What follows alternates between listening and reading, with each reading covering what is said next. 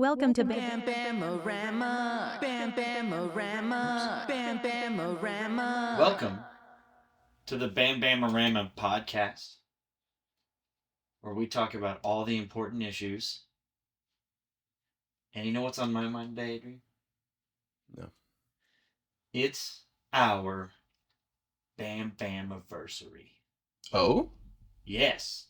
Tomorrow for the listeners, when this airs, will be the first day that we released our podcast. A year.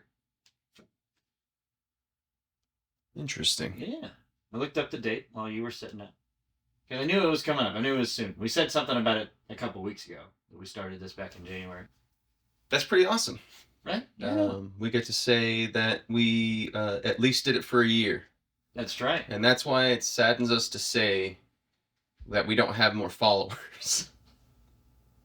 I know you were hoping I was going to say we quit, but it's not going to happen. I was hoping he was going to say we quit. Oh.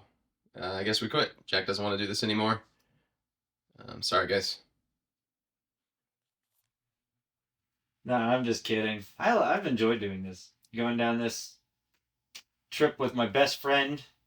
We started here, not here, but we started with the two of us talking over Zoom. We got kicked off of Zoom. Yep. And then we started inviting guests on. And I think it's just been a whole lot of fun. Talking with you, talking with guests. Yeah, I'm definitely a lot happier with what it kind of developed into, because we've gotten opportunities that help us get better. And I know the last like 2 podcasts kind of sucked, at least the ones I've edited. But You've edited like the last 6 podcasts. I've fallen on editing my share. My point was that every time I feel like, I fixed one thing, another problem arises, And I think that one thing I can always tell people is that that's really when you keep pushing. Right. It's like it's a Rubik's Cube. Almost, yeah. Like every time you get the one side and you look over and this is all fucked up over here. Sure, I like that analogy. And almost like, yeah, because it is a puzzle in its own way for me, right? Because self-taught isn't as easy always. No. In some ways it's easier. So. Yeah, some people fall right in line. Sometimes it takes a little bit of learning curve. There's a lot of things that we've learned as we've gone through this journey that we obviously wish we knew from day one. Yeah.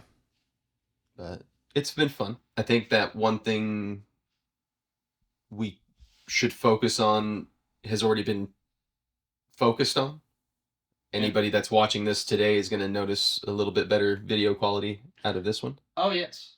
So it's just kind of those things. Give yourself credit, when you can.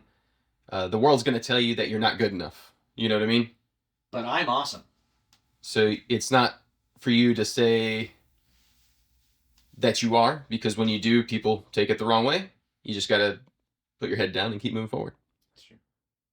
So. You're right. People do take it the wrong way. I remember I used to try to be so humble about being a guitarist when people would be like, "You play guitar? Are you good?" And I don't know why that's a question. Are you good? But I'd be like, "Yeah, I'm okay." And then people would completely lose interest in whether or not I was good, because I said I basically told them I wasn't. And on the opposite end, I tried to do that, and then people started talking shit. So I started doing the opposite. I was like, "Yeah, you're right. That's me. That's who I think I am. Right. I think that I'm that guy." Which is funny, is because I use guitar, and I'm not a guitarist. Even when I was playing, I never considered myself a guitarist. I was always like, I'm a singer. And anybody that's wanting to take this seriously, and, my friends knew, because I'm not a guitarist. I like to play guitar, and I can get by. Yeah. But that's not what I was focusing on ever. You know what I mean? Mm-hmm. So whenever I hear the circle back, it was always like, yeah, you guys are listening. Okay, I kind of fucked myself on that. Dropped my own little poison in there too, but God, is it funny. But, continuing on with that, it's just a never-ending struggle to figure out that balance, right? Mm-hmm. If you, like you said, if you don't sell yourself in that way, people will ignore you. Yeah. And then if you oversell, people will ignore you after the fact. Oh, right? yeah. I feel like I'm as good as Eddie Van Halen, and then you can't do all this cool finger tapping stuff. Like, well, you fucking lied. And you're like, right. You lost it all. So it's just one of those things where, oh well. It is a live and learn, because in the end, we're obviously both not famous rock musicians. Right. I mean, So- not yet. Go to Spotify and download and listen to Jackson's Lost Cause. And make me a famous musician. So I don't have to do this podcast. I'm just kidding. I love doing this podcast. So it's just that obviously, if that's what the goal was, you know, Oh, yeah. we got to square one it again, or whatever you want to say if you wanted to go back down that. So We've added the guest series, I guess, to the equation. We go back and forth between our buddy cast and the guest cast. If you could, Adrian, and I know we mostly focus on the West Texas area when we've had a few people from Central Texas. We're working on North Texas as well. If you could pick anyone out of the entire world that you can get on this podcast next week, and I don't care what level of fame you're doing. okay. Who would you pick? Well, for personal status, can I give 2 different answers? Absolutely. For personal satisfaction, it'd be Mike Patton. Okay.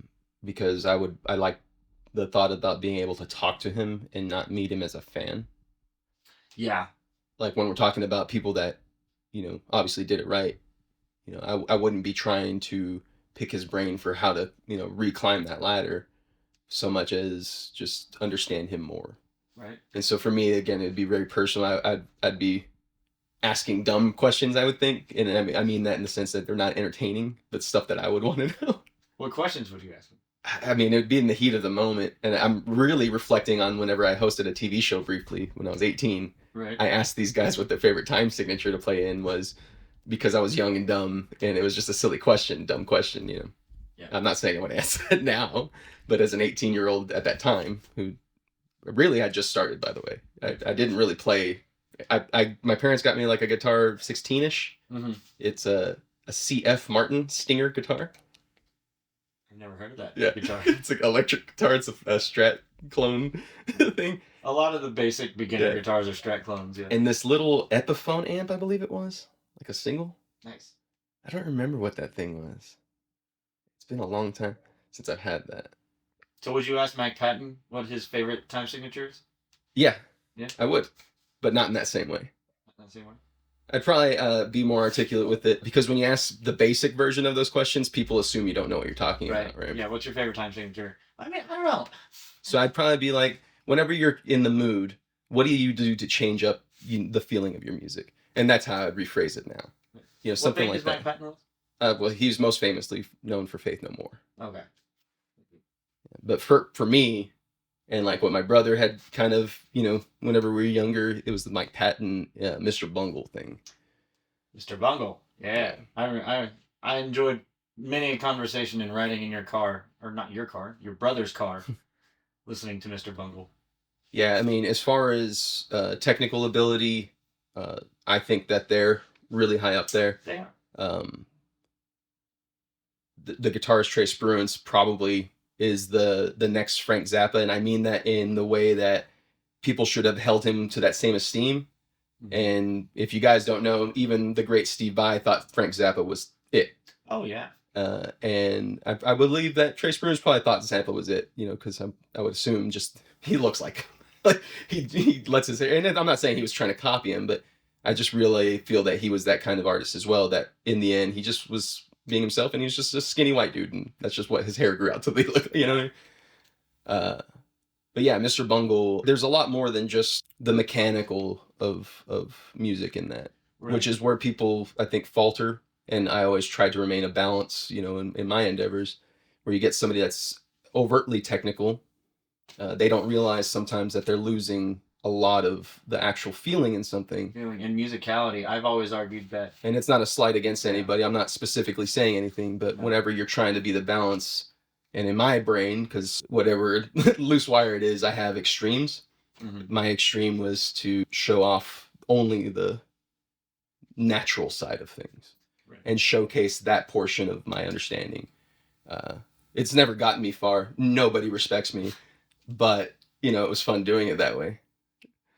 I wouldn't say nobody respects you. Two people respect me. No, Yeah, me and your brother. That's Yeah, and you know, I really, joking aside, I take solace in that because the reality is that if I had listened to the people out there that criticize it who don't know what they're talking about, it would have really killed me. You know, I had so many depression issues already that if I couldn't have had like the voices out there that were the reason, the you, the Jay, my brother, that is, you know, people like even Dylan Weems, who was. I tell people he's the producer. He showed up to the album a few times and gave us input, and to me that's producing. You know what I mean? Yeah. But you know, those, you know, the people that knew what they were talking about and could hear through what I'm trying to say because I don't articulate everything very well, or at least I don't convey my knowledge very well because I don't think that way. I'm like, hey, it works. Shut up. Go over there. Like I'm not here to explain it to you, and it's not my job to. You know. So I just, yeah. Anyway, going off on that. The second answer to people that I would want to be on here would probably be somebody like Robert Downey Jr. I would love to talk to Robert Downey Jr. And he would be a lot of fun to talk to.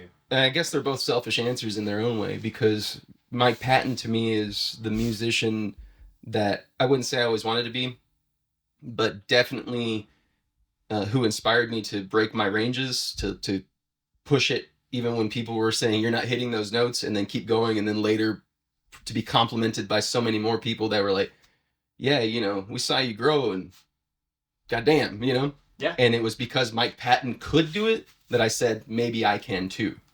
Yeah. So for that selfish reason, I would want to learn more about him to, you know, maybe find something about my lost musicianship that I don't remember or could never figure out my own, you know. That makes sense. As far as Robert Downey Jr., it's what we're doing now, you know, engaging in making skits, acting, film, even though it's very, very amateur and independent what we're doing, it is still that world.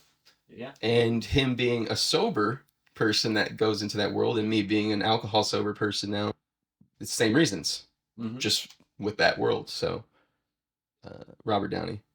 And he's also in the face of what could have been cancel culture before cancel culture was canceling people because he was a drug kid and, you know, ruined a lot of reputation. Yeah, he very much almost lost his career completely. He was able to, you know, kind of scrounge through that and come back up. So it's for me, it's not I'm coming back up because I never was anywhere, but it's if he can do it, even though there is the argument of nepotism, etc., and his status already, you know, helping push him back in. I mean, that means that people won't always turn you away. Yeah. And so even if druggy, you know, whatever he actually did to people, because I don't know. I've never really researched. It's not my place to. I just know that he did and he admitted it. Yeah. I'm a Downey fan, so I looked into it, but I quickly forget information. One time we talked about his paychecks and like what he had to earn to get back to where he was. And I know like the 10 minutes that he was in Spider-Man Homecoming, he made millions of dollars, but when he starred in Iron Man, which was basically his comeback opportunity, he only made a couple, like, not a couple thousand, but it was still like some like $80,000, something like that. Yeah, but much like, more of a regular person's figure than a movie star figure. Like if I got offered what he made for Iron Man, I would be like, I fucking made it. Like, I would feel like I did 10 minutes for $8 million. You know what I mean? Like, same. Yeah. So, I mean, but he worked his ass off to get back. I don't know, to get to where he is. He got a lot of respect. I think that's a respectful answer. Robert Downey Jr. Come on, BamBam-O-Rama. Who would you pick? Who would I pick? One of the reasons I ever approached you about doing the YouTube and podcast thing, I think we actually talked about the podcast thing back in the day when we started making No One Cares originally. The reason it got brought back up was me falling in love with Good Mythical Morning. And I think on this podcast there's no secret about how much I love Good Mythical Morning and Sure. all of Mythical and Entertainment. I even have my favorites, cast members, but I would definitely have Rhett and Link on here for a lot of different reasons. They are the inspiration for this for me. Not gonna lie, I was in a dark place at one point in time when I discovered them, and I attached to them very quickly, and that helped me through some stuff. But yeah, Rhett and Link, definitely an answer, or definitely people I would love to have on. I'm trying to think because you gave multiple answers. I'm trying to think if I would throw another one out there. I think it'd be fun to talk to Kenny Omega. Yeah, I would like to have Kenny Omega on too. That would be fucking fun. I bet he's a good interview. I bet he's a good conversation. I'd like to know about his time in. I mean, obviously he's from Canada. I'd like to know his time in New Japan, helping start AEW and everything he does. Like, I think it'd be a lot of fun talking to him. I think he's the greatest wrestler to be in the game. I definitely think we've talked about before. I think El Vikingo's very much a close second. So I'd love to talk to Kenny Omega. Yeah.